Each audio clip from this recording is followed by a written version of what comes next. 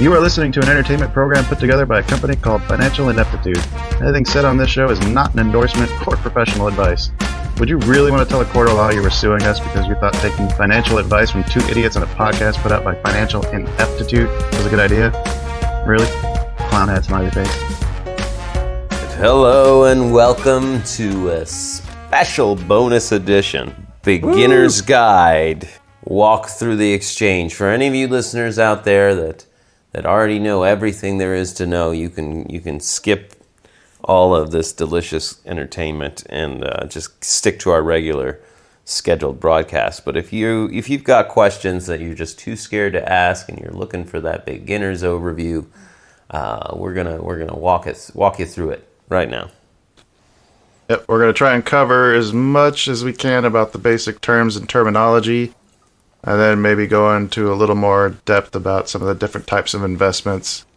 But this is going to be as basic as it gets. That's right. That's right. And you know what's funny, Kyle? I did do a little bit of research on the very first item on our Financial Ineptitude Knowledge Center, the market terms. Exchange. Yeah.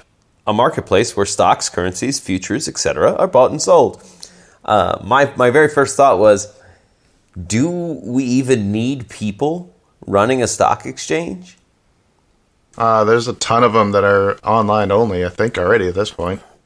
Right. So, viewer, listener, China shoppers, the exchange started out as an actual physical location where people were on a stock floor yelling at each other like, I'll buy this many shares, I'm selling this many shares. Hundreds of years, that's how it went down. But now we have computers doing all the heavy lifting. And there is a current debate over whether or not you even need humans on a stock trading floor, or is it just fancy marketing to look good so you can get the cameras in there and you get the CEO of Snap ringing the bell to open the market. Yeah, I don't think it's necessary at all at this point in this day and age. I mean, it takes so much longer to have one guy go run out onto the floor and try to chase down somebody and say, hey, do you want to sell your shares for this much? Yeah. And the guy says, no, I'll sell them for this much. And then he has to go run back and say, will you buy them for this much? Yeah, right. No, with the online exchange, it's all just taken care of for you. Click, click, click. Yeah. Well, and the funny thing was, I read an article, it took about a 10-minute read, and I got to the bottom, and I did not feel like I was informed in any way other than, yeah, some people say it's all for show, because, you get some good photo ops, which made me really, really sad, and it made me think, I bet we don't need humans, and there's no good argument, otherwise it would have been in this article. I think probably the best benefit of actually having a physical location would be just to be able to have all those people in the same room or, same space. You probably have access to a lot more information, a lot more networking. I think there's probably a benefit to that as opposed to just sitting in at a computer and just only being exposed to whatever you select to pull up in front of yourself. Mm-hmm. Mm-hmm. But other than that, like for actually affecting the exchange or the transactions, I can't imagine that being at the stock exchanges makes it any easier. In fact, it seems like it makes it a little more, I don't know, superfluous. Superfluous. Do we need to do a quick definition of that too? No. If we took time to define superfluous, we'd be just doing another superfluous segment. I guess there's a 15-minute window when the market closes where the live human traders can keep trading, but the computers are disconnected, and that feels a little shady to me. Well, I mean, that's kind of like the way the trade deadline works in sports. Like if you had an ongoing negotiation, you have like up to an hour after the trade deadline has expired to continue that call and try to finalize the deal that you started discussing. So I imagine it's kind of along the same lines with that. Like if you've started negotiating a transaction, you probably get the time to finish it. But that's complete speculation on my part. I have no knowledge. whatsoever of how the to- inner workings go. To sum up our little definition of exchange, the famous exchanges: New York Stock Exchange, Nasdaq, London Stock Exchange. They all exist, but now we have many virtual exchanges that I don't even have a number in front of me, but there are many places that will offer stock trading. Those are just the big famous ones. The exchange is just the place where it's happening, be it virtual or a real physical location. That's what a stock exchange is. And that's basically what people are referring to when they say the stock market as well. Yes, yeah, they say the market. They're referring to the collective exchanges. Right. All right. Well, that would. Are we just going to go down the list? Yeah, I guess might as well. So speaking of market, what's a bull market? Yes, when people say we are in a bull market, when we say we're two bulls in a china shop, we are making a pun on a bull market, which, according to our knowledge center, is an extended time frame when the values of stocks are tending to increase, encouraging more buyers than sellers. So that's when things are generally going up. Yes. And then the counterpoint to that, or what's the word for that? The opposite, I guess. Bear market, just the same thing, just when the stocks are tending to decrease. So when you hear terms like recession, those are kind of tied together. They kind of mean the same thing. Like everything's losing value over a longer period of time. You still have days when in the bull market when stocks drop, and you'll have days in a bear market when stocks rise, but the overall trend is what determines whether it's a bull or bear market.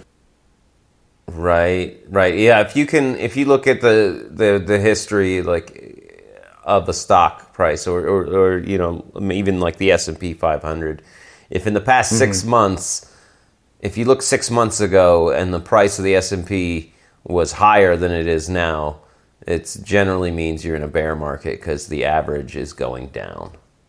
And of course, more often than not, it's going up though. Good little segue. You mentioned looking at the S&P. What Yes. is the S&P? Yeah. Why don't you answer it? I think I will. The S&P is just one of the many different indexes. An index, when you hear people talk about the Dow Jones and the Nasdaq, it's just like a conglomeration or just an average of a bunch of different companies that people are looking at to kind of track the markets. Yes. They can be broken up into different sectors. Like the Dow tries to take like the top 30 companies. The Nasdaq is more tech focused. The S&P is more of a like mid cap type representation. And then there's any number of different. There's a gold index. There's currency indexes. They're all over the place, but they're all just a statistical way of measuring or tracking how that particular market is doing. Yeah, how that particular slice, Yes. like the Dow Jones Industrial Average, that's looking at the industries that are producing physical goods. Not necessarily. I think Salesforce is on there. They're more of a cloud term, but yeah, I mean that basically. Well, maybe that's where it started. More than likely, yeah. I mean the Dow's been around for how many 100 years? 2 or 3 years at least. 1885, the Dow Jones Industrial Average. Suck on that knowledge. All right. So now with the same thing with the indexes, now you've got other things called ETFs or exchange traded funds, and those are. I love those. What? I love them. Oh, they're basically a collection of stocks that represent an index or industry. So you've got like the SPY is an ETF that mimics the S&P 500. There's other things like mutual funds, like you probably heard a lot about. An ETF is basically like a mutual fund, but it's not managed. So you typically don't have a lot of transaction fees or management fees associated with it. So they tend to be, you tend to get better returns on them just based on following the markets as a long term and not having to pay out a significant portion of your gains Yes. to some manager for pushing buttons. I in like his room by himself. I like the exchange traded funds. I'm a big fan of ETFs when I'm casually talking to somebody and I say, oh yeah, I'm investing in electric vehicles. I don't mean I've picked Tesla and I'm putting money in Tesla. I don't. When I say that, I'm not specifically referring to NIO, the Chinese car company. I'm saying I have an exchange traded fund that represents the electric vehicle industry, and that's one of the reasons I like them so much is because you can. To me, it feels like I'm investing in the concept and the whole thing, and not any. I'm not trying to pick the winner of a specific company. I'm trying to pick the winner of a specific segment of the industry. All right. So, Now ETF is a conglomeration of different stocks, but what is an actual stock? that would be a form of a security referred to as a share that entitles the holder to a proportionate fraction of the issue. Blah blah blah blah. Whoa. Ha. Sorry. Lost Reading my is hard. lost my brain there. So a stock is a share certificate. You could actually get a physical piece of paper if you. I mean, it's a process these days, and it's probably harder to go through like Robinhood and get it. But basically, yeah, a company says we're going to divide the value of this entire company into X amount of shares. Let's say 10,000 shares, and a stock is the word we refer to what those shares are. Shares of stock. It's a piece. It represents the conceptual piece of the company. There are two types, common and preferred. Mostly, we only ever deal with common stock as investors. Preferred stock is more for like venture capitalists, people who get a piece of the pie if the company goes bankrupt. They're higher priority. But they Yes. also typically don't get voting rights with those. Yeah, which has always been weird to me. I don't know. I think of it. I guess this is probably not necessarily for the call, but like the company that we're starting, like if we wanted to take venture capitalist money, might not necessarily want them having a say in what we do. So we can give them preferred stock. Yeah. And the benefit of going that route, not getting the voting rights, would be like, hey, if we ever declare bankruptcy, then you'd be higher up on the list to get paid out if we do go under. So you kind of covered common stock and preferred stock. So the stock, each stock has its own ticker. A stock ticker is the symbol, typically 3 to 4 letters, used to represent the company. You'll see it. It's probably like on a market exchange. You'll see the ticker symbol and then the price of the stock. Like AT&T is T. It's 3M is MMM. Yeah, it's usually a shortcut. Like Coca-Cola is Coke, COKE. KO, I thought. KO. Oh, that's right. Because there's two Coca-Colas. Yeah, that's right, people. There's a company that makes the drink, and then there's a second company that distributes the drink, and they're two separate companies, both called Coca-Cola. Really? Yeah. I didn't know that. Yeah. That's bizarre.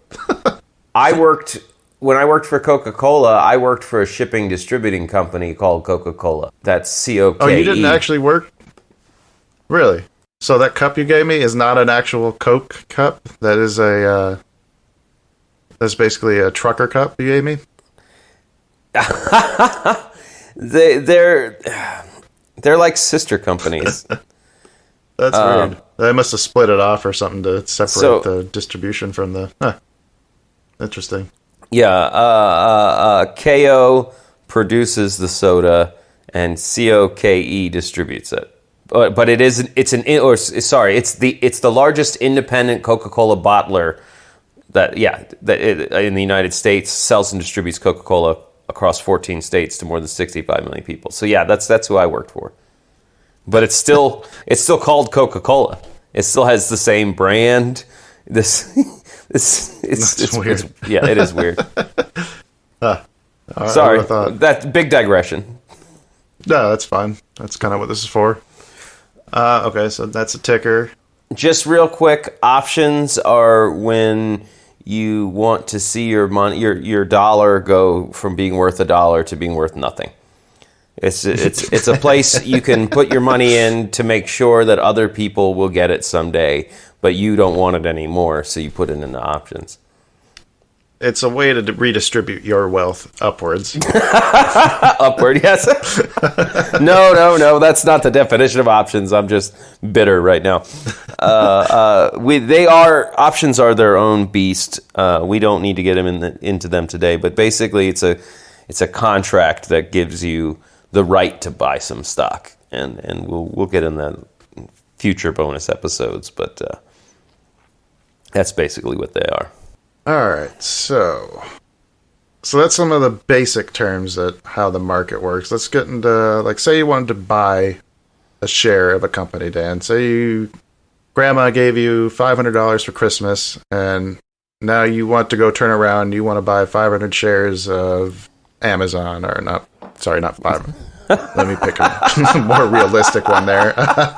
Suppose you wanted to buy $500 worth of our bet pick, Blink. Oh, yeah. How would you go about that? That's a very good question. You would have to approach your stockbroker, and you would. And who is your stockbroker? What does that mean? So your stockbroker is the person that is doing the buying and selling, at the actual trading of the commodity. So, like the people we talked about on the stock exchange, we talked about real people being on the floor. Those were stockbrokers. It actually, there's a process. Like you have to get certified. You know, not anybody can just walk in and be like, I want to be a broker. But right, yeah, there's a certification process. Kill the dream. But as we said, it's been mostly automated. So right now, probably the easiest one for people to get started with is Robinhood, the stock trading app. Well, when you open that app and you deposit that $500 from my grandma, I download the app, I open an account, I say Robinhood, my personal stockbroker, here's $500 I got from grandma, and then I tell Robinhood, hey, I want to buy shares in Blink Energy, and I submit it through the app, and then Robinhood is the ones, they have to actually go out. Now excuse me. Again, there's no people, it's just automated when they do it. But they have to send that signal out to all the exchanges and say, is anybody selling $500 worth of BLNK, Blink Energy? Until they find somebody that is selling, and then they connect us, and then boom. I give, Robinhood gives them the money and transfers the stock over to my name. All right, so Blink closed at 40.41. So now you want to buy your shares of Blink, okay? So you put in your bid to buy, let's just say 10 shares. You used a market order and you buy it, but the last price says 40.41, but you just bought it and it's charged you 41.50 or 40.50. What's the deal with that? Why aren't you getting the price that it's showing? Because Hermes, god of business, hates you and wants to see you fail. Do you want to ask me that question and then I can... No. So, and I can explain it. So when you do a market order, there are several different types of orders you can place with your broker. And one of them, the most easiest, is called a market order, where you literally say, maybe it's not a dollar amount. Say you say, I want to buy 10 shares of Blink Energy. And I want it now, and I don't care what it costs. I want it now, and I don't care what it costs. So that market order basically goes to the first person it can find that's selling 10 shares.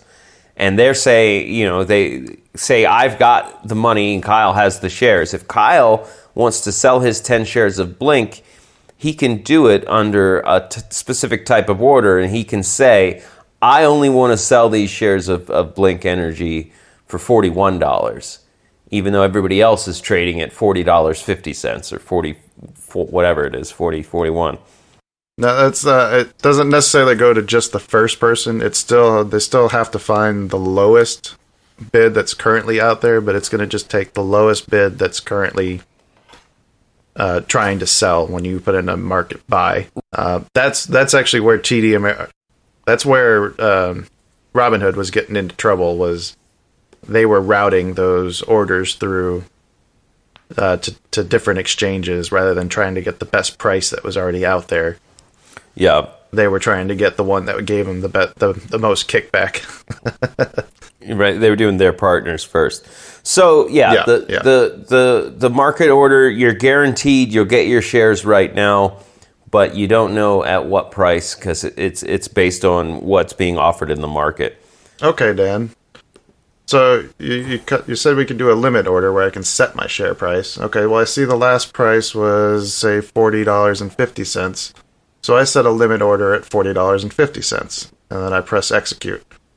And it still doesn't go through. What's the deal with that? Because the limit order is going to wait until it can connect with someone. No. This is the bid ask part. The price that's being displayed, I'll let you go ahead and re-say it. The price that's being displayed is the last price, not necessarily what it's worth or what it's trading at right now. That was the last price somebody paid. That doesn't necessarily mean that that's what the next price that someone's going to pay is. That's where those bids and asks come into play. Like the last trade might have been at $40.50, but if something happened and now people want $40.60 as the minimum, you might have to wait a minute for it to come back down to where you want it. Right, and the limit order is saying don't execute this unless you can get it at this price.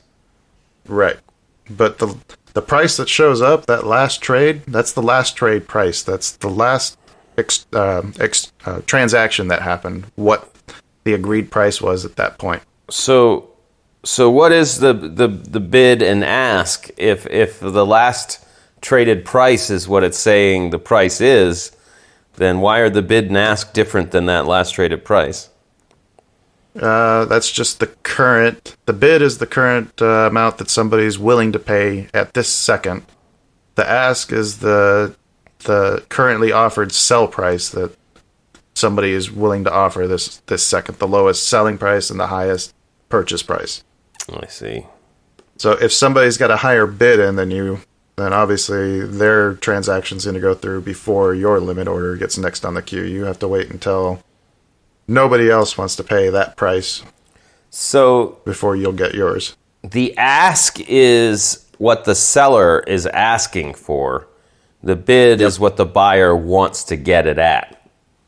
Yes, and if you're placing a limit order to buy, then you're placing a bid, basically. You're saying, hey, I want some of those. Here's what I want to sell for.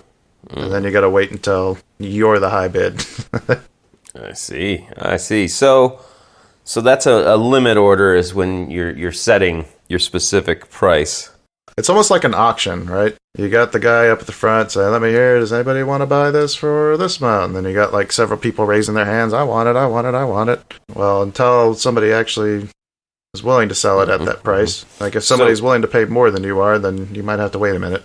Yeah, they'll get those shares before you. I don't know that was the best analogy, but that works if there's one seller. That's the scenario you want to be in as a seller, by the way.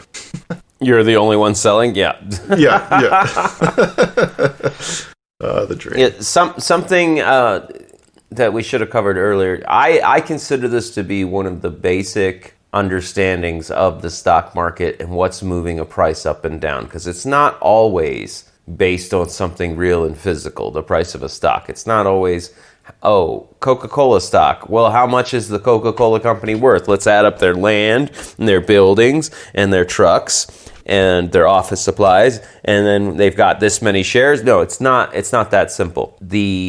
Because there's only so many people that own the stock and there's only so many people who want to buy the stock, that price of the stock is going to go up if there are more people who want to buy than there are sellers. Like Kyle said, if you're the only seller and everybody wants to buy, you can pretty much name your price. You're the only one selling. So the price is going to go up if there are more people who want to buy than there are people who want to sell that currently own the stock. And then the reverse situation is if there are more people who want to sell their shares of stock in the company, like today, Blink Energy, for instance, which shot down quite a lot.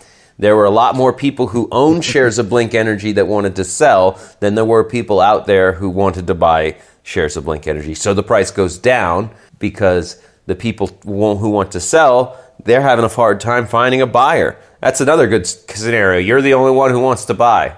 No, that's not necessarily a good scenario, but for other reasons. That could be good. Probably not. Could be good. There's a reason why nobody wants it. I'm the only buyer.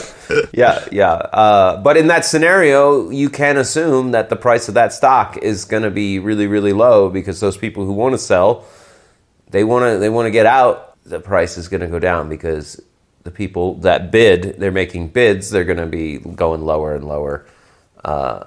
Okay. Hey, Dan.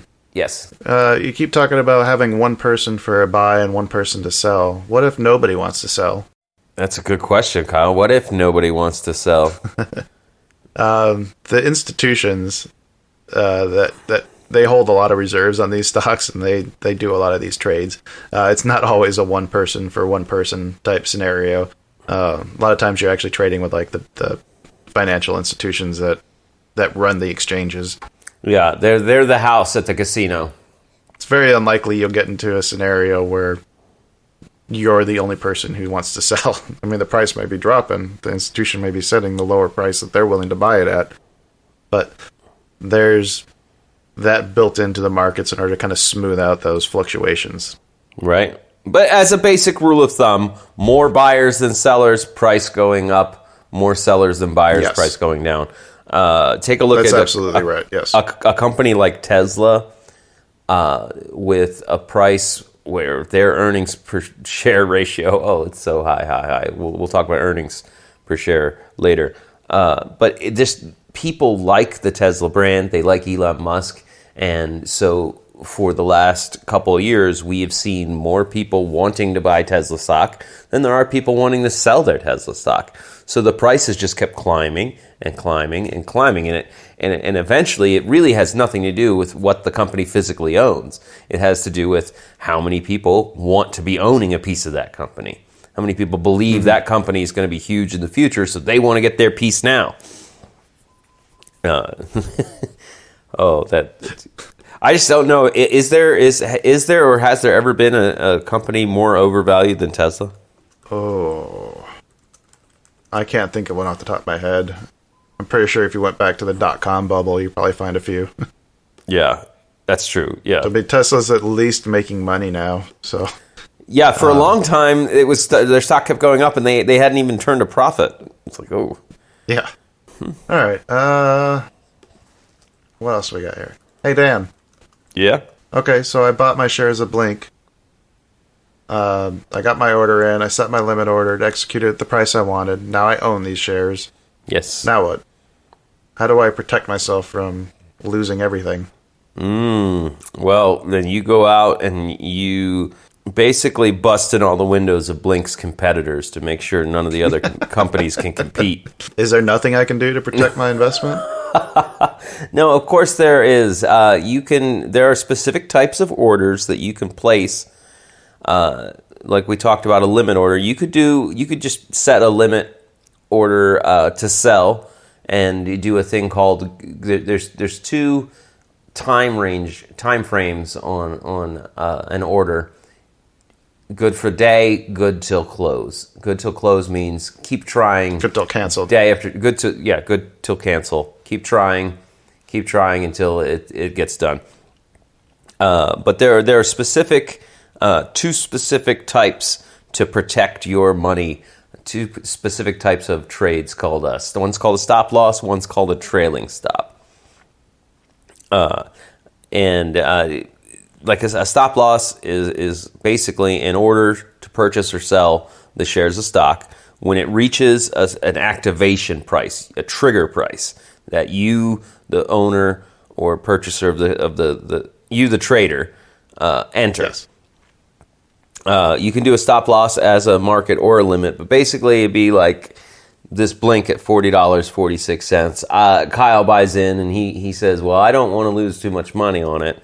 If this stock goes down to $38, I want to just sell it at whatever price I can get. He'd do a stop loss order of 38, market. The trigger price would be $38. The type would be market order, and then that's just sitting there. And then the exchange, the brokers, they know if the price moves here.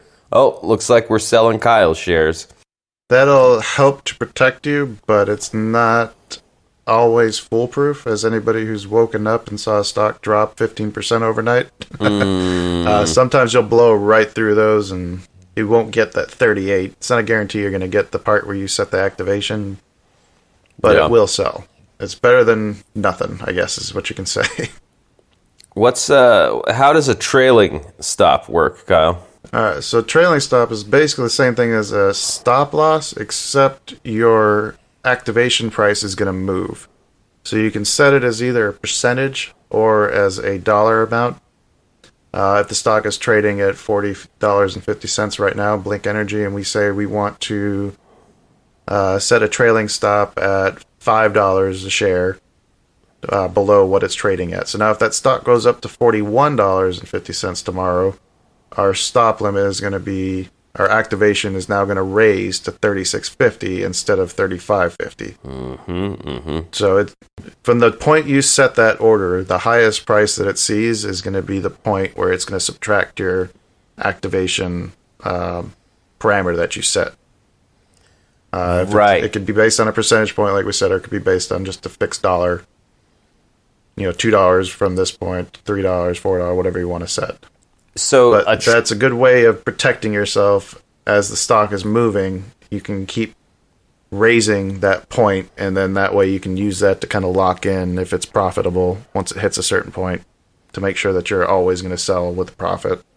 yeah, the trailing stop it'll move that trigger activating price, but it only ever moves it up. If the stock Yes. goes up, the trigger will move up. But if the stock moves down, that trigger sits there to see if it moves down far enough to hit the trigger. You can also use these stops as buys. That's another. I don't know if we want to get into that right now. A trailing buy? Yeah. You basically just set a trailing stop with a buy order, and then you can do the same thing. You say once the stock drops, or from the lowest point, once it rises back up above a certain threshold, then I want you to buy it. But if the stock is like trending down, you can set that and say, okay, I like this stock, I want to own it, but it's moving down right now, so I don't want to buy it now. I'll set a $1 trailing stop. So when it bottoms out at $38 a share and then starts rising, and once it hits $39, then you bought your shares, as opposed to Right. buying them at $40. That's a advanced tricky maneuver.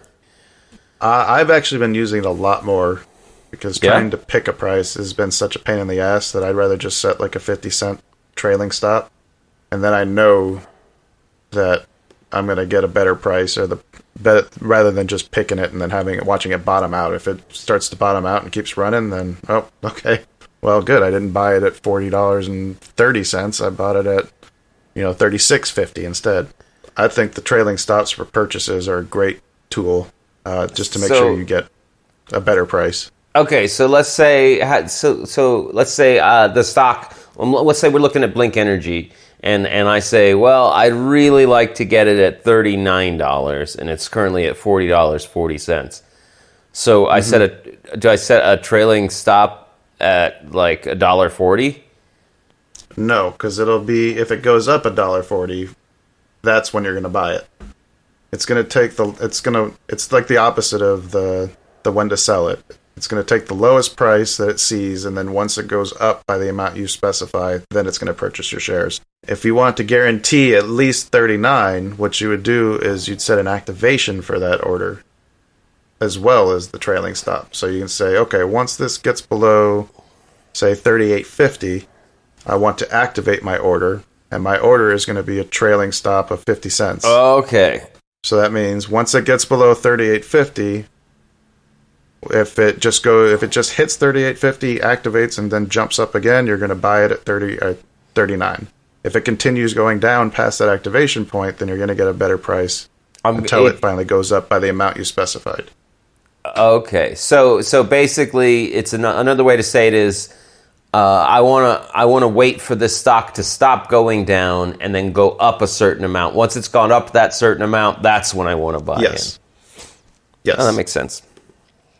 It's the complete opposite of selling it with the trailing stop. With the trailing stop, you're saying, I want to wait till it stops going up before you sell it. And then I see it go down a certain amount. Well, you can do the opposite of that. You can buy it the same way. Trailing stop purchase. All right. Well, are there any other terms you'd like to go over today, Kyle? No, I feel like that last bit there might have got a little more in depth than what we actually wanted to cover on this. I did want to talk about a little bit more about how you valued a company, but I think you started covering that.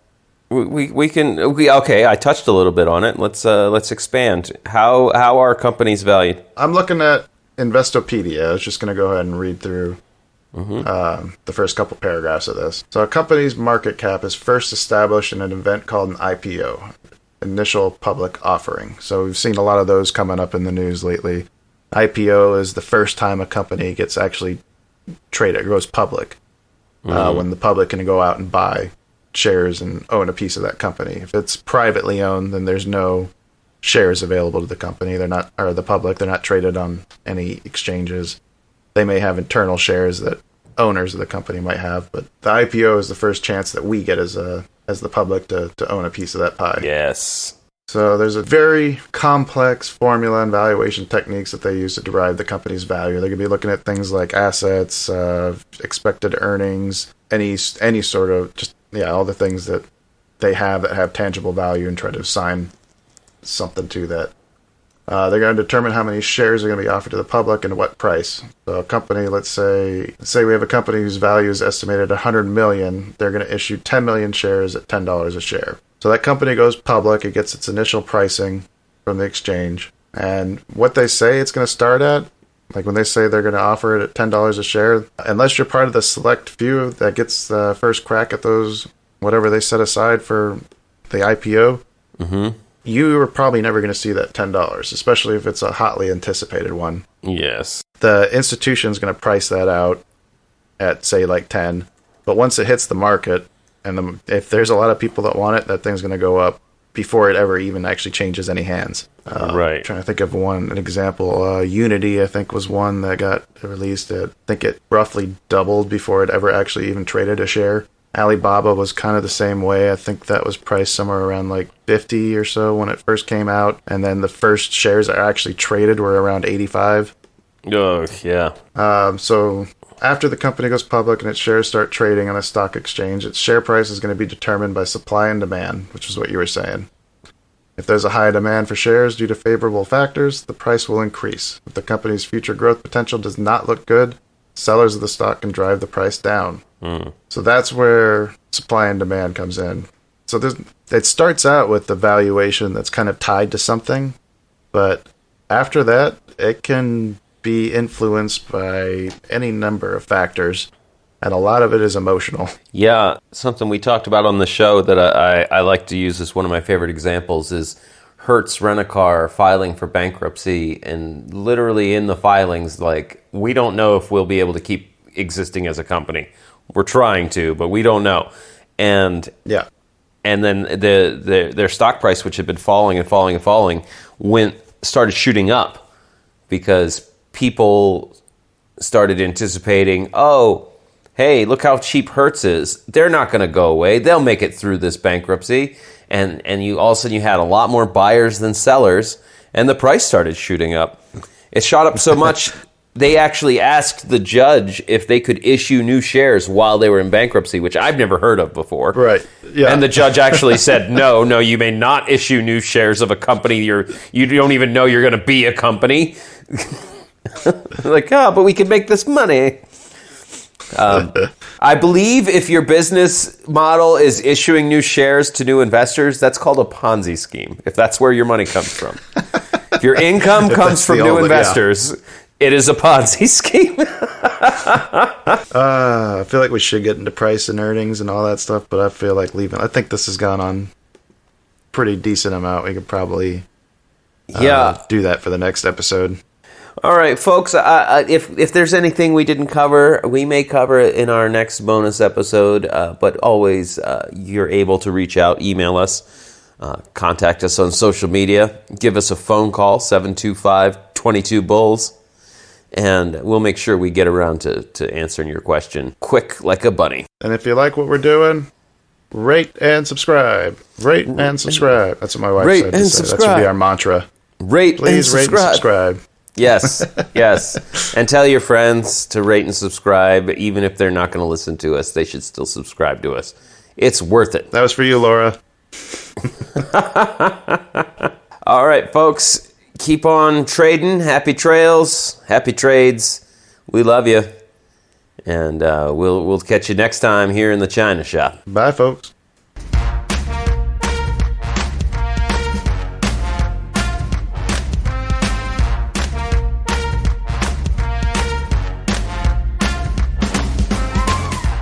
Two Bulls in a China Shop is an entertainment program, and all thoughts and opinions expressed in the show belong to the hosts and not of any company. They are not intended to provide specific advice or recommendations for any individual or on any specific security or investment product. It is only intended to provide entertainment about stocks and the financial industry of trading. If you make trades based on what you hear in this show, you assume all risks for those trades.